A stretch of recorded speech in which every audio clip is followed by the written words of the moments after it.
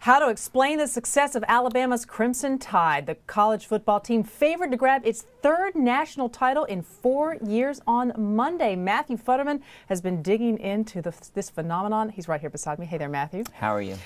Good, but maybe not as good as Alabama and its coach. I mean, this college sports, especially football, they're not supposed to have dynasties, but the Crimson Tide, they pretty much have one at this point. At this point, they're pretty close, especially if they win this game. That'll give them 3 titles in 4 years, and that's really not supposed to happen. It's really difficult to win consistently in any sport these days. But if you think about it with college, the players don't hang around all that long. Right. They're there for a few years, and then they go to the pros. That puts a premium on coaching, and it puts a premium on having someone like Nick Saban who's just done sort of a masterful job in the perfect place. Let's talk a little bit about what Saban has done. People say he operates almost like a CEO. How explain that to us, and how is that different from the way other college coaches can perform? Well, I mean, I think college football today demands that kind of structure. He is very tightly overseeing every aspect of his program, and there's not really a stone that goes unturned. He has at times, keeps this a motivational expert on the sidelines to give him pointers on what he should say at halftime.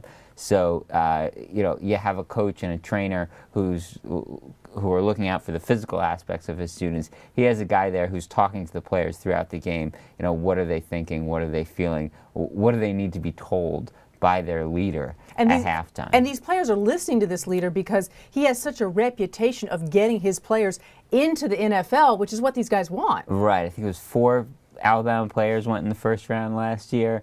I think that was the same the year before that. It is the pipeline right now in terms of a college team, and they play in the conference, the SEC, which is certainly the closest thing the NFL has to a minor league. And Saban he's relentless when it comes to recruiting. I mean, he will go after them 2 years before they're even about to go into college. Right, well, probably further than that. Although there's limitations on how much a coach can do, there is contact as long as it comes from the student. Right.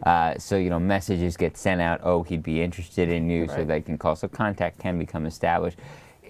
Alabama coaches show up in Montana, they show up in New Jersey, they show up in Utah, they show up not only in those places but also in the true football hotbeds, places like Ohio and Florida, and they've shown a remarkable ability to pluck the best players from those areas and bring them to Alabama. And not just the superstars that are evident to everybody in the high school scene, but they're picking people that you might not have looked at, the bigger teams might not have looked at, and making them into stars. Well, here's the big puzzle. So you get to the point where you're Nick Saban and you're Alabama, and you can basically pluck all the best players and get them to play for your team. It doesn't necessarily work so well. Every coach knows having a roster of superstars and sort of quasi-celebrities doesn't necessarily create the best mixture. You also need the blue collar guys, the really hard-working guys that are going to impose a certain ethic. He's been able to find those guys as well. One of his offensive linemen is going to be playing Monday night, Chance Warmack.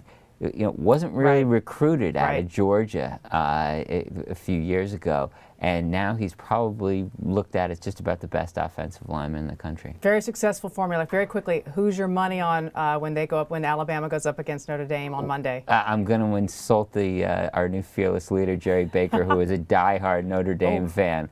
But it's going to be hard to bet against Alabama in the SEC at this point. I don't know if I'll see you back here on Tuesday, Matt, but thanks for being here. Okay, thank you.